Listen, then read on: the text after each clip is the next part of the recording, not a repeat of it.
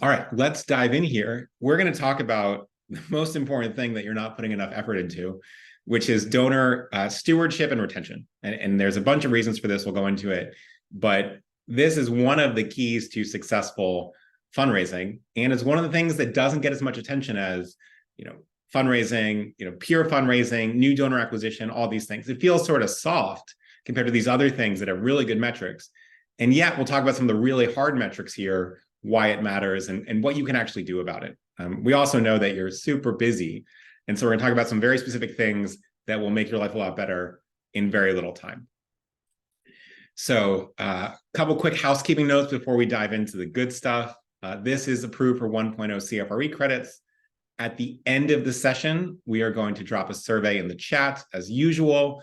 Please take that survey. Please make a note. The survey takes about 45 seconds. And so there's no reason not to do it. And we hope you're able to.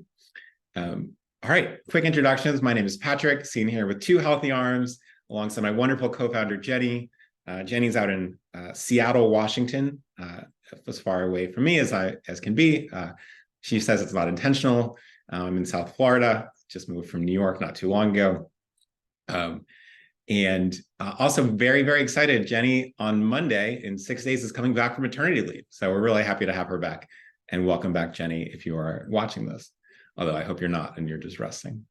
Really excited. A lot of the work that you're going to see presented over the next 45 minutes is the work of the entire FreeWill team. So just a big shout out to you all, especially those of you that are listening, especially my colleagues, Lauren and Alicia, who are helping out to run this and make it great.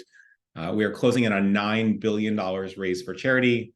We're closing in on 1,400 nonprofit partners, including many of you. So just really big thank you and gratitude to you. And then our team has well over 4 centuries of fundraising experience and expertise, and we try to put that to use, not just to sort of share what we've learned along the way, but to help understand how the world is changing, what that means for fundraising, and what do you actually do about it in a way that's easy and achievable. So that's what we do, and that's where a lot of this work comes from. A couple other things, just as a big thank you for being someone who cares enough about your career, about your organization, about the organization's impact to be here today. So we will send this book, one of my favorite books, on essential communication. This is highly relevant to donor stewardship. It's honestly highly relevant to having a good relationship, having good friendships, being a good son or parent, being a good coworker. So hopefully it makes your career better, and that's the worst thing it does for you. It makes your life better in a lot of other ways as well. So we'll send this to 20 people as a gift. Again, at the end of the session, we'll drop a survey in the chat, fill that out, it takes 40 seconds. You'll have to include your own address so that we can ship it to you if you win it. So that's happening as well. How's your week going? Couple big things. People are feeling a lot better across the board, which is good to see. Sort of back uptick as we're back from summer. I think things are starting to click here. When we're talking about hitting our goals this year, a little bit of an uptick here too, after a pretty downward slide in the fall. What's responsible for this uptick? I think people that I've talked to are starting to get their heads around having a really good plan for end of year giving. If you weren't with us 2 weeks ago when we really dove in on what to do end of year, feel free to check that out. I will not be offended if you watch it on double speed, but that's on the FreeWill website. You can always check that out. Also think economic indicators continue to be really good. Unemployment is very low. Core inflation is dropping, although there's some fluctuation in energy costs. Stock market's doing very well. Earnings are doing well. There remains a ton of enthusiasm in the investor community about artificial intelligence, what that will mean for the future of business. And what that is doing is that's pushing a lot of stocks pretty quickly up. So generally, stock market behavior is highly correlated with giving. We should have a really, really strong end of year. If you need some tips on how to make sure that happens, not just industry-wide, but for your organization, go back to the session 2 weeks ago. Very quick question. Serena says, silly question. The books that you often offer are so good. Thank you. Are they available only in the USA or all participants regardless of where they live? Yes. So we give them out to folks anywhere they live, as long as we can find a way to ship it. So there may be a couple countries that are off the list there, but if we can ship it there, you'll be eligible for that. Okay. So what's happening in 2023? What are the things in the world that we should think about that will inform our plan for donor stewardship this year? A couple quick things as we dive in here. When we asked you how you thought about donor stewardship, what did that mean? Big things like important, necessary, essential, vital, relationships, right? All these things. Also, occasionally, things like challenging, time-consuming, right? Constant, enough. How do I, there's sort of this, I know it's important, but it takes a lot of time. And how do I do it in a way that doesn't burn the rest of my work, doesn't burn me out personally, but still contributes a lot to that feeling of connection between the organization and feelings across the board. So when we ask about, how do you define stewardship? So how do you think about this? Top answers here. At the top, thanking a donor, updates on the impact of the donation. This is really important, right? Confirming gifts, in many cases, meeting one-on-one with your major donors, right? With your larger donors, potentially with your planned giving donors. A lot of you said engaging in non-fundraising activities. This is really important, right? Other things like adding them to a giving society, 55%, and then a bunch of other ideas that we'll get to as well. Great. So when we ask people about the barriers to successful stewardship, what does everybody say? It's the same barrier to everything else you do. Not enough staff, not enough time. Second big thing, lack of a plan. Now, a couple other things that are not 100%, but show up a lot. 24%, this is really important. Difficulty securing donor contact information. We'll talk about that. Really, really, really important, right? Nothing in this session matters if you don't know who gave you a gift, right? It doesn't matter how great your thank you notes are if you don't know where to send it or whom to send it to. Team doesn't understand the value of stewardship. There's some portions there. We're going to talk about some very specific math that you could bring to other folks at your organization that may help there as well. What frequency of communication do you find most effective for donor stewardship? We see a lot of folks say, okay, quarterly, that's our bread and butter. That's totally fine, right? Some people say monthly, also good, right? One of these is really strong. Biannually, I think that should really say semi-annually. Biannually has two meanings, which is not helpful to anybody. Annually, and then other as well. So that's what your peers are doing in this period. When we ask you then, and we'll get more into some tips in a moment, what percentage of your planned or major giving donors are making a gift annually, right? You see that only 23% say, yeah, 3/4 are giving every year. Only 23%. This is a really big deal because these are the people who care about you most. So we need to make sure we're engaging those better. And all the way down to this, 18% of you, so almost 1/5 of you say, well, those people only give once every 4 years, right? Or 1 to 25%. So there's a lot of work to do here, but there's a lot of easy areas for improvement. So you're in the right place if you're here. When we ask about major donors making a second gift, a second major gift, these numbers aren't so promising either, right? You look at only 8% say, yeah, a lot of my major donors make a second major gift. So there's a lot of space for improvement here, and we'll talk about exactly how to make that possible. And you look, the dominant answer here is not many, right? Between 0 and 1/4. So we have to work on that as well. We'll talk about this in a second. Other facts that are happening in the world, right? So you might think this happened in our organization. Is this happening to everybody? Is it just happening to me? What's the deal? We're seeing an overall decline in donor retention. We're seeing an overall decrease in the number of donors. This is pretty significant from 2022 from 2021. So we hope that this bounces back, but we will be watching extremely closely. The biggest drop here was retention of first-time donors, folks who gave in 21 and did not give in 2022. Retention was down an incredible degree here. And so that's a real challenge as well. This decline is almost entirely driven by small dollar donors, right? Individuals contributing less than $500 a year make up 83% of all donors. There are 15% fewer donors contributing $100 or less in 2022 compared to 2021. So a big drop in the small donors. 8% fewer donors contributing 100 to 500, big drop there. And then the bigger donors, right, the 5K and the 50K, these drops are a lot less significant. Now, it still matters. We want all these numbers to be positive and not decreasing, but you see there's a huge drop-off in smaller donors, really big drop-off, and a slight drop-off the higher end, but those gifts are really meaningful. So we want to turn that into a positive number, right? We want to see that growing every year. We'll go back here. The big piece here, right, is to understand that stewardship is a fundamental driver of revenue to potentially an even greater degree than new donor acquisition. This is really important, and not everybody gets it, but it's really important that you know it, and if you do, that the rest of your organization knows it as well. So once a donor is lapsed, and we're talking about a bunch of years, the recapture rate is only 4%. So if they stop giving, right, after 1 or 2 years, it's unlikely they'll give again.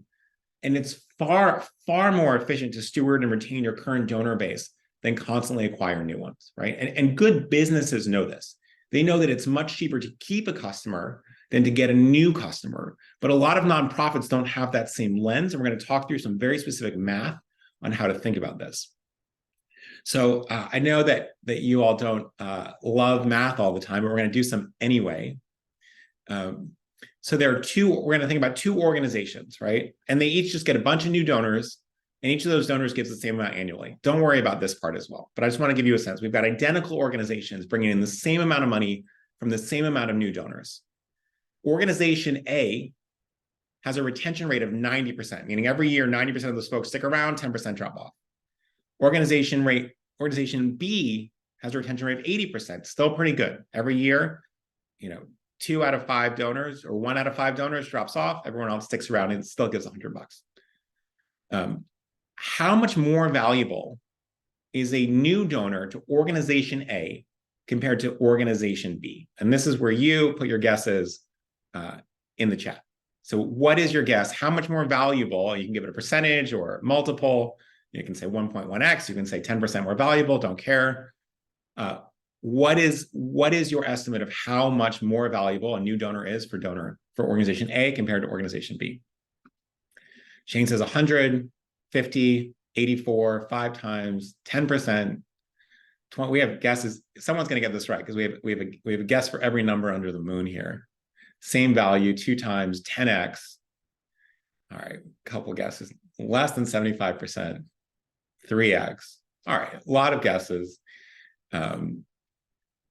Same value, but it costs B more, 200%. The correct answer is that it's twice as valuable, right? So if you had said 100% more valuable or twice as valuable, this is the answer. Now, how is this possible? 80% and 90% feel very close. And we're going to talk about a metric that you should be measuring and thinking about. Not enough organizations calculate a metric called LTV. What does LTV stand for? It stands for lifetime value. Now, lifetime is one word. Where does that T come from? It doesn't matter. That's how everyone talks about it, LTV. LTV, the simple math for this is average gift size divided by 1 minus the annual retention rate. So if your annual retention rate is 90%, average gift size is 100, right? 1 minus 0.9, that equals 10, right? So on average, you're going to get 10 $100 gifts or $1,000 at an 80%, right? That's 1 over 0.2. So that's that would be divided by 5, by 1/5. And so you're going to average 5 gifts over the lifetime of that person. Now, many of you are going to have retention rates a lot lower than this, but it gives you a sense of how small differences here make an enormous difference. So really key point, right? So a new organization is twice as valuable with an 80% retention rate compared to a 60% retention rate, or a 90% rate compared to an 80% rate, or let's say a 75% rate compared to a 50% rate, right? And that drop off is really important. And so if you had suddenly gotten twice as many donors, you'd be like, wow, we just did an incredible job.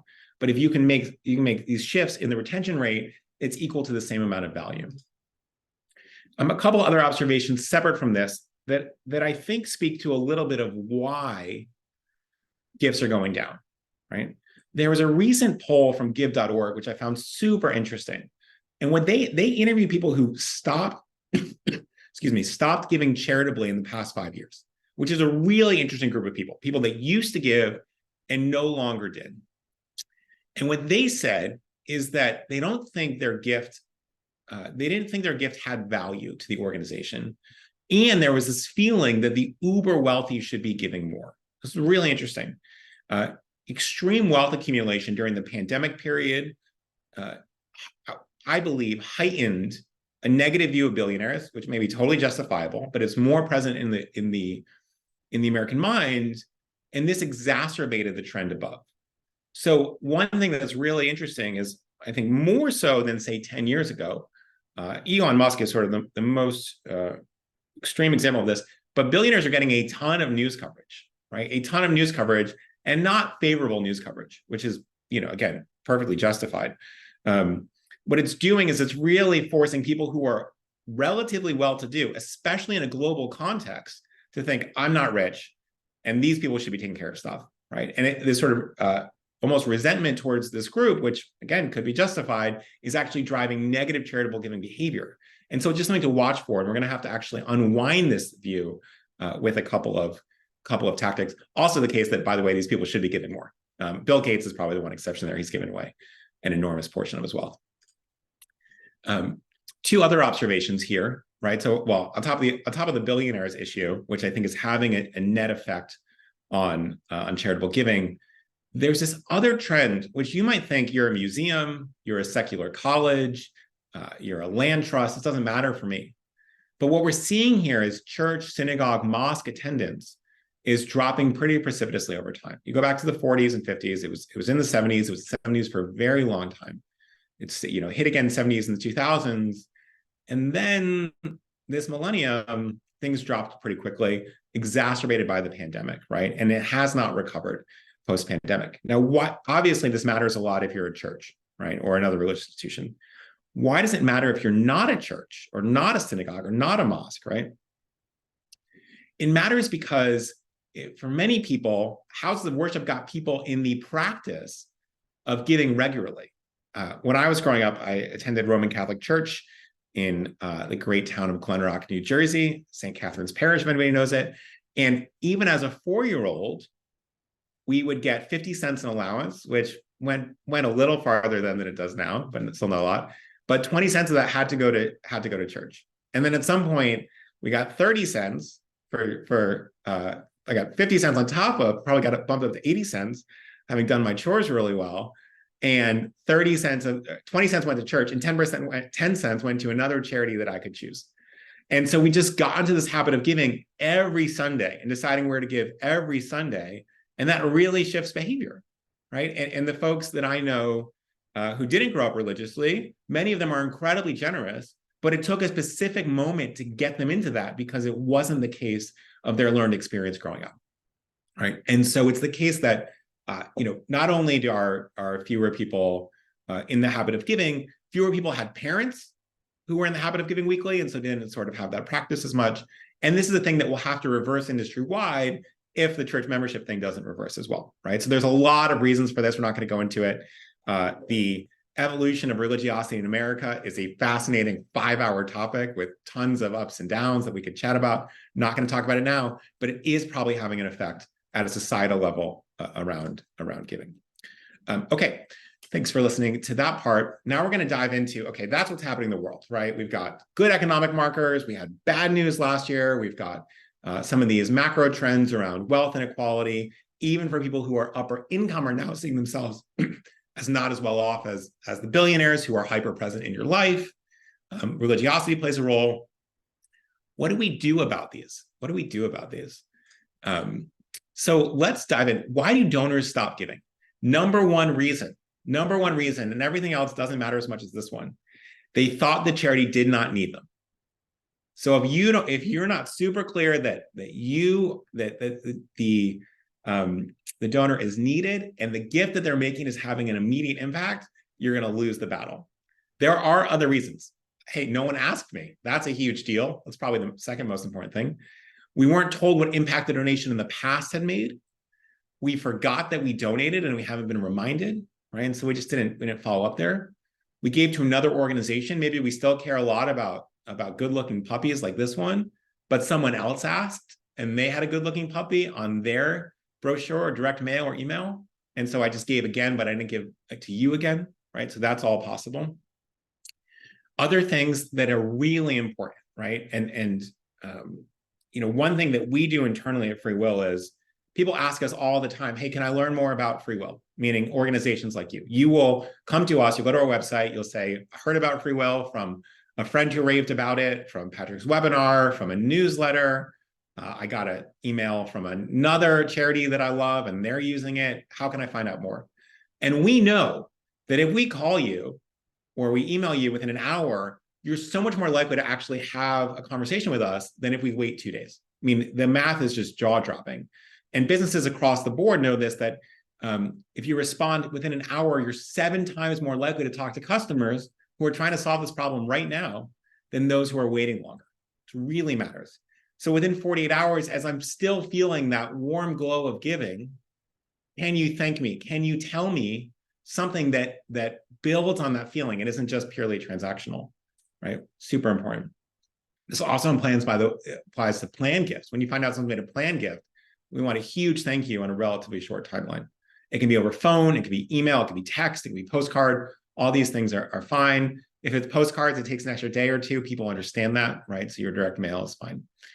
But timeliness really matters. What are the things that slow down timeliness? A lot of you have these small gifts, right? Knickknacks that aren't that expensive for you. There is some research that shows these do more harm than good. Now, there's an academic study out of Yale that showed that thank you gifts actually reduce donations compared to a thank you with no gift, right? Which is really interesting. And then separately, it's likely that gift logistics are taking time away from more meaningful efforts. So there's 2 things here, right? It's that this knickknack, I just gave $100 and this thing doesn't feel that valuable. And suddenly I'm anchoring my gift amount on what I'm getting for it. And this thing doesn't cost $100. And so it might not be worth it, right? The other thing is that there are things, we'll show you what these look like in a minute, that are worth it. But if you're spending a ton of time packaging a cool keychain, a refrigerator magnet, all these things, it might not be worth it. And so I'm just going to name that. And now one of the really interesting things in the research studies, oops, we'll get a second, is that when we ask normal people what they expected to happen, everybody thought the knickknacks would increase giving. And I assume that many people on this call think that. And I thought that, right? So I'm not special here. And yet the academic research shows it's actually not the case. There's a bunch of reasons for that, which we can get into, but really there. I want to call out something that Anna Malara, sorry if I'm mispronouncing your middle name, Glenn just wrote in the chat. She said, I just started sending donor love notes. Handwritten branded note cards that I sign, it's also signed by colleagues, filling the card with gratitude. Donors love it. They love handwritten notes. This idea of writing actual love notes to your donors, and obviously we're gonna skip some of the context you might write to a romantic partner, but really putting that in there, really making them feel loved is so important, right? So, Anna, I guarantee you that if you send, a mediocre gift, even if it was quite nice, right? A very cool coaster of your college or your school or whatever, not going to get as much use. Not going to change the way that person feels. Okay, separate thing I want to talk about. We've already done our math, so we're going to hang out with grammar for a little while. We love to sort of look around the world and what can we borrow from other research to apply to fundraising, right? Much of the best sociological research doesn't happen around fundraising. So how do we learn from the other places? And this is one that I really love. And when I was doing stuff with President Obama and doing voter turnout, we really looked hard at this study. And there's really interesting research around the difference between nouns and verbs in terms of motivating behavior. So a lot of this research is around voter turnout. Why voter turnout? It's extremely measurable because the state government publishes, or the county government publishes, a list of voters who voted after the election. So you can figure out who voted before or who voted last time. You know their mailing addresses, you can mail them different things, then you can do it. So it's a great laboratory for social experiments. This one in California and New Jersey in 2008 and 2009 thanked people very prominently in 2 different ways. One was for being a voter, and one was for voting. And you can see these are both high turnout elections, right? And they had taken people who had voted previously, so it's not the whole general public. But look at the difference, right? 95% to 82% in California, 90% to about 78% in the gubernatorial election in New Jersey. It was really big difference, right? Historically, there's been very little that moves voter turnout. It's very hard. It's very hard to do. And so suddenly we're just changing a couple things in our sentence and we're having radically better results. Now, why is this? It's because nouns build self-identity and can shift future behavior where verbs is just something I do.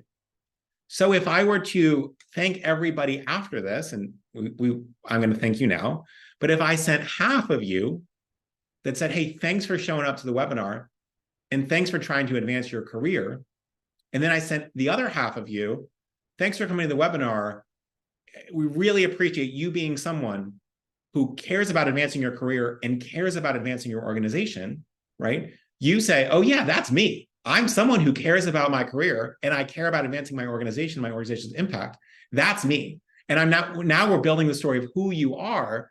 And I guarantee you the second half of that group, right? More of them would come in 2 weeks than the first half who felt like, yeah, I did something.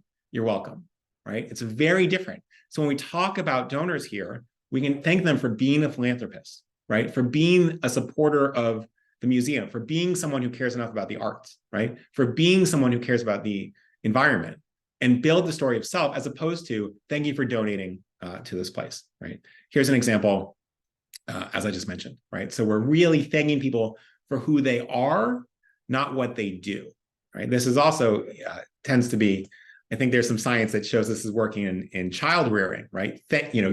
Wow, you're someone who works really hard, as opposed to thanks for, great job working hard that time. Right? Wow, it's really impressive that you're someone who works hard, that you're a gritty individual, right? And it starts to build the character of that person. I appreciate the joke that JD just sent us, but I can't repeat it out loud. This is great. I'm just going to call out, I'm not reading everything in the chat, but Steven says, my wife and I donate to the local Catholic school. The thank you notes from the young students really touch our hearts, even if they don't satisfy the IRS. Very appreciative there. Okay, second piece here, right? So we've got our nouns, right? We've got our timeliness.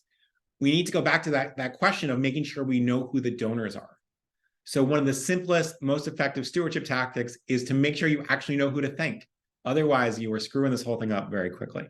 Now, this is a major problem, sometimes for cash, but most often for major donor programs, especially things around stock giving, around donor advised funds, and around qualified charitable distributions. Now, many of you know this, these are the biggest gifts you're going to get. So if you once in a while let a $5 donation slip through the cracks, not great, it's probably okay. If you're letting a $50,000 donation slip through the cracks because you're not thanking the person, because you don't know where that stock came from, that's a real problem. So how do we avoid this? We want to make sure that on our website, we have ways to note that donors notify us of their gift. It means making it really easy to find gift notifications on your website. And we want these things on our highest traffic sites. So we want it on the ways to give page. Yes, we also want it on the donate page.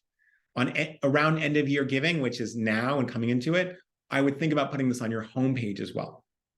Now, what does that do? Well, first of all, it gets us information. It also reminds other visitors that, oh, people are giving stock. Oh, I have a donor advised fund. Other people are giving to you from their donor advised fund. And now we're building in the social proof that gets these bigger gifts. And just as a reminder, these gifts are, in some cases, 100 times larger than a cash gift from the same people. So we really need to invest here.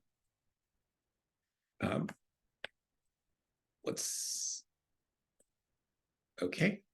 One example, I think it's from the University of Cincinnati Foundation. Great job to you all. On their QCD page, there's a way to get an acknowledgement letter about qualified charitable distributions. Right? And so it's very easy, very obvious. Now we're getting prompt thank you notes out.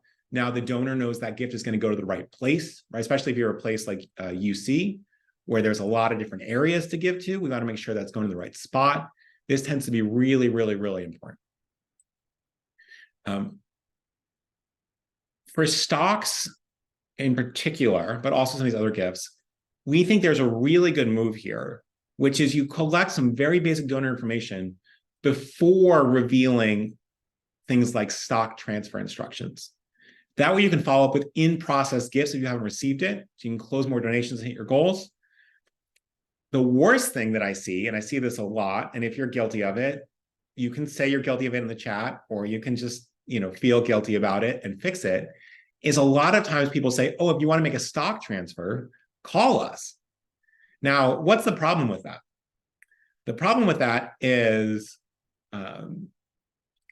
I have very recently started donating stock to charities instead of cash because it's so much better for taxes. It's really smart financially. It does that. What's the problem with calling? Well, I have a job, as do many of your donors, and you tend to work the same hours I do. So I don't really think about charitable giving during the weekdays because I'm busy. And if I want to think about it on a Tuesday night or a Sunday afternoon, right, I call you, and what do I get? I get a voicemail. And by the way, millennials don't leave voicemails, as do many older folks. And so maybe I'll come back to it, maybe I won't. And this idea that we're making people call you and adding that extra friction, especially if you're only available during working hours, not a great idea, and you're going to lose out on gifts. Now, you never know about these gifts because there's no record of people who didn't call you because you said, oh, you've got to go through this step, and maybe I'll just give $100 in cash instead. And yet, this is a real problem. So just make sure, do a quick audit of your website and make sure you're not making that mistake. When we talked about planned gifts, I want to give you a little bit more insight into donor behavior here. Historically, people don't tell you about planned gifts. And we thought, okay, well, maybe they want to change it. Maybe they don't want to talk about their own mortality, whatever. And, historically, about 10 to 15% of people will let you know about a planned gift, which is just atrocious because you can't steward them, you can't plan around it. And at FreeWill, early on, we had about 42% of people saying, yeah, share my information, which is really good. 42% is really good. But we tried to push that number up, and we tried 7 different things, and none of them worked. And there was one thing that actually doubled the number of people, one thing as we were about to give up that doubled the number of people who said, yeah, tell the nonprofit all about me. And here's what it was. It really surprised us. It was this language. Will you make the work of nonprofits easier by letting them know who you are? Anonymous gifts may be less helpful because they often cannot be included in planned giving goals. Now, this is interesting, right? People don't, you don't think that people are giving because they care so much about you personally, but these are generally good people. And so the idea that you're going to make their work hard, they're going to make your life harder, or that you might not be able to hit your goals or things like that, actually tends to be really impactful.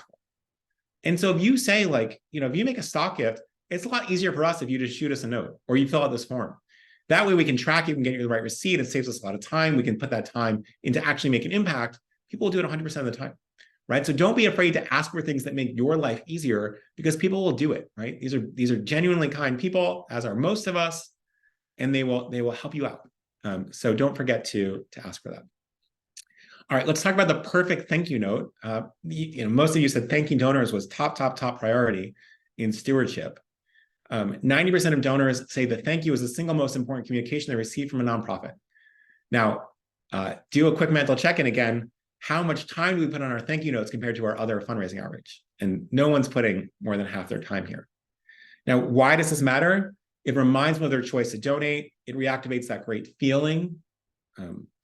This can be especially effective for lapsed donors, especially if they fall into the forgot category for the reasons they no longer give, or if they fall into the, I didn't know my donation made a difference. How to write the perfect thank you note in 4 steps, right? 1, we're focusing on impact, not dollar amounts. Talking about money builds a transactional relationship with donors. So what do we do instead? We talk about the impact we are making together. We're making this donor the hero. And when we can, we're using present tense. Thank you for donating thank you for donating yesterday, or thank you for being a philanthropist and supporting the organization. Your gift is being put immediately to use, helping to expand the land trust, helping to welcome young people to the museum, helping to get more kids on scholarship to our school, helping to refurbish the church, right? It is being put to use immediately on something matters, right? And when we can, we want to be specific. Because of you, we were able to foster 12 abandoned puppies in rural Texas. It's better than your donation helped save puppies, right? because of you, and you don't have to, I love the Heifer Foundation. Many of you know them. The Heifer Foundation has very specific giving guides, right? This will provide 12 ducks to a family. This will provide a heifer. This will provide a sewing machine. Now, because of your gifts and others, we put this right to use doing X, right? It doesn't have to be perfect accounting. I just need to know that I'm giving, it's making an immediate impact, right? So don't stress out too much about this. Really, really important. 2, we're not making it about you as much as we love you individually and your organizations. Do not make your org the focal point of the note. They give money to the cause. They're the hero. You are the conduit for their impact. You are not the hero. And here's how we accomplish both, by explaining the donation, how the donation helps further your mission. Your support is being put to use right now to provide shelter, supplies, and meals to more than 60 women and children in Carroll County. Now, it doesn't say your $200 donation supported 60 people, but it's being put to use. It's specific, it's tangible. Your donation will help us as we expand to provide services to 100 people next month, right? We're talking about, this is an action movie, right? It's not a retrospective. It's not some future slideshow. This is happening right now. This feels really good, right? It gives me the moment, in this moment, I'm doing this. We're doing our research. Number 3, we're not going to send the same templated email. Donors are going to notice. We're going to thank repeat donors. I saw you gave in 2017, again, 2019. Your continued support has allowed us to grow the organization over time, and it's being put use now on the next most important thing. This is also important if there's a notes field, which there should be. If it was made in memory of someone, particular cause, acknowledge that, right? Thank you so much for this gift in honor of your mother. I hope that she'd be really proud of the work we're doing. Here's where that gift in honor of your mother is being put to use right now. Right? I mean, think about how that feels compared to what you might be sending right now. Again, if they're a volunteer, don't act like they're a stranger, right? So very important here. We want to send this quickly. So we're aiming for within 48 hours of when the gift was made. Please no later than 1 week. Please don't do that. The rare occasion is end of year if you're getting a ton out, but generally make time in your calendar to do this. It shows donors you recognize and appreciate the contribution. And a small note here is go to willy.freewill.com for some free AI tools that make outstanding thank you notes in record time, right? So if you want to do this, it's going to say, who's the gift to, who's the gift from, who are you, what's your organization, any other notes you want to write here, and then it will spit out something really beautiful. People write to me at least a couple times a week, say, I was stunned at how much it captured our voice, how great it was, how thoughtful it was. So feel free to use that as well. Hilda, if you got a network error, just try again. It should be working pretty well these days. So, and if not, shoot me an email and I will dive right into it. Get on that. Okay, other tips here as we continue. Thanks. Stacey says, I tried it and it was amazing. Better than the marketing team could have written. Stacey, as a total side note, one of my really close friends is in an AI concert. So AI conference. AI concert would be less exciting or more exciting. AI conference in Hong Kong right now. And he sent me some pictures of a study that just got released by Boston Consulting Group. And what it showed is that humans who are working alongside AI tend to have dramatically better outcomes in less time and tend to be happier doing it. When we get back to, I think we're going to do maybe in 4 weeks, sort of using AI in your end of year giving strategy. And we'll come back to that, but it's really, really interesting. It's something you should be working into your workflow already. So make sure to get on that. Okay, back to stewardship. Let's talk about the anti-annual report, right? What is the anti-annual report? What it means is rather than the sum total of everything we worked on, and here's a bunch of beautiful pie graphs and bar graphs, and here's a bunch of financials, right? These are all great. It's a hyper-specific story of one thing or one individual from the previous year. What we know is that hyper-specific stories, these make a much bigger impact on folks, right? It's ideally in a program they previously supported or they supported that year, or they've given some indication they cared about. Hey, you're going to hear, you'll see our annual report soon, but I want to share one story that really typified the impact that you had this year through your gifts and through being a philanthropist, right?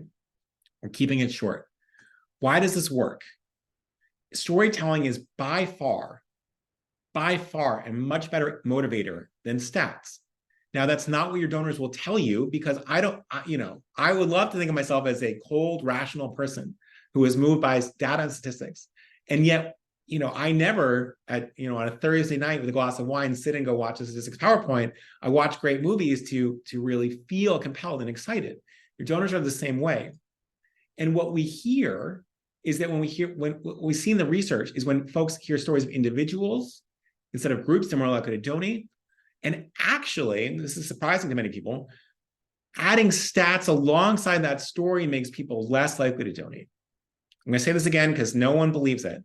Adding stats alongside that one story makes people less likely to donate.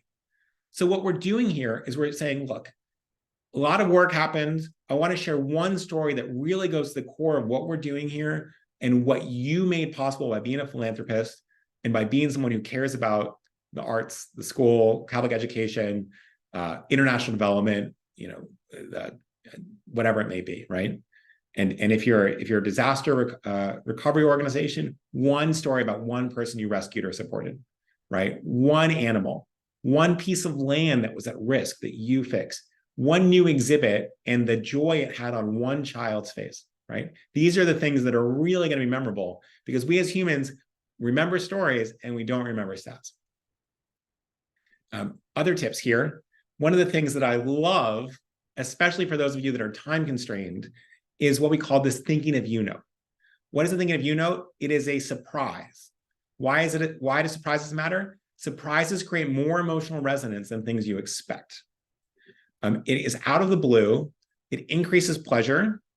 And the area of the brain associated with pleasure and reward responds most strongly to unexpected events, right? So we're surprising people with this spontaneous note. Research featured in the New York Times in 2022 showed we dramatically estimate the power of a general check-in on how much it changes somebody's mood. And across 13 studies, participants, which in this case means you all, right, vastly underestimated how much joy would be created from a casual reach out, right? The joy was stronger from weak ties as opposed to best friends, which is unusual. But for most of your donors, you're not their best friend. You're what's called a weak tie, which means you're not their like top 5 people they're calling trouble, but they are people they'd be happy to see at an event and strike up a conversation with. So what do we do here? What does that mean? What is the thinking of you note at all? Here's an example. Subject, thinking of you. By the way, this is one of the best subject lines I've ever seen, because who is not going to open this email, right? If I send you a note today that said, Rich, Anna, Deborah, I'm thinking of you, you're definitely opening that. Wow, he's thinking of me. Why is that? That's so important. That's so exciting. And then, whatever else it says, but you've definitely engaged with that email. Alex, I had a moment today that I could not wait to share with you. While strolling through the Arboretum, I stumbled upon a little girl and her grandfather, both engrossed in a bird watching session. The grandfather shared with me that they've started a tradition of spotting new species together every week. Remember the bird sanctuary initiative you and Jamie supported last summer? This is just one of the countless heartwarming scenes it's been fostering. I thought you'd like to know the happiness you're bringing to many by being a philanthropist. Have a great day, your name, right? Out of the blue, short. When I have 2 hands, these things take me about 45 seconds to type, right? It's a little bit slower these days, but very, very quick. And you can imagine, oh my gosh, I'm at work or I'm running errands and I get a notification. I get an email, it says, thinking of you. Wow, thinking of me. I read it, and you can tell this sort of makes the whole day as you go across. Other things you can do, you can make this a text message, right? So for your closer donors that you have some relationship with, you don't need to phone call them all the time. You can just say this, right? Hi, Joanna, Patrick from the Land Trust here. I thought of you today, et cetera, et cetera. Break it up, casual conversations. Don't even ask for a reply, right? Just say, want you to know this happened. Hope you're having a great day. Here's a picture, right? All of this tends to be hugely effective. And you can bet next time you ask for money, these gifts are going to happen. They're going to go up. But because we really thank somebody. All right, let's talk about lapsed donors for a moment. Then I think we're going to wrap up relatively soon. We only have 10 minutes here. Other things I really liked, right? So our plan A here is don't let our donors lapse. Don't do it. But if you look in your base right now, you certainly have some lapsed donors. And what we want to do is bring somebody back to the moment when they were motivated to give. And so we talk about this as the time traveler email. It's really fun to write. It's really fun to read. And it has a really good impact. I think we shared this about 6 months ago. I got a couple emails from someone said, I tried this yesterday. Someone who donated last in 2012, I got a gift the next day, or I got a meeting the next day, right? It really works. So let's talk about this. Let's figure out first, what are the ingredients? When did they last give? What was going on in the world at the time? How was their donation used and what impact did it have? How far has your organization come since then with their help? Why should they give now, right? Here's an example. Hi, Devin. I was going through our records and I saw you made a really meaningful gift to our museum in March of 2011, May 17th to be exact. Now, why do we say this? It's because it shows you that you have your stuff together, right? We know exactly when the gift was made. I didn't know that. You knew that. Thank you again for being someone who supports access to art. Now, what are we doing? We're nouns and not verbs. That was a different time, right? Now I'm pulling back to 2011. That feels like a really long time ago, everybody. Barack Obama was still in his first term. Adele had just released her first album. The world barely ever used video chat. Oh yeah, 2011. Oh yeah, I remember that. I'd be curious to better understand what motivated that gift, and I'd love to share how those resources have been put to use over the years. Would you mind if I gave you a call this week? Right? Think about getting this email, right? So don't think about it as writing the email, even though that's what you're going to have to do at some point. Think about it on being receiving it. Oh yeah, it's been a while. Oh, I did love the museum. I forgot about that. That was a different time. I remember at that time, it was really valuable to me because I walked by it every day, and maybe I've changed houses or apartments. I would love to hear about what's going on, right? And so that's the feeling it's going to generate, and it is really, really strong. All right, last thing to do here. The things that you do are 100% better or 10 times better than things you don't do. So we want to have a consistent, meaningful experience and just make sure you do it, right? That as people change your organization, many of your donors are going to outlast many of your staff, right? So let's have a real plan in place. We want to have defined groups, and we want to just have a checklist for each of them, right? We have a strategy, et cetera. And we want to plan for when to do this. So here's a sample. Don't worry about copying this now. I'm not going to go through it right now, but it gives you a sense of what it might look like, right? A new donor, a loyal donor, a major donor, a planned giving donor. What are we doing? Immediate call. Some of them are getting a call from the director, a welcome letter, a lunch invite, all these things, right? What's your plan? And then we just stick to the plan. And it's much easier to stick to a plan than trying to put effort in every week in, week out, trying to do new things, right? So that's what we want to be doing here. Really helpful.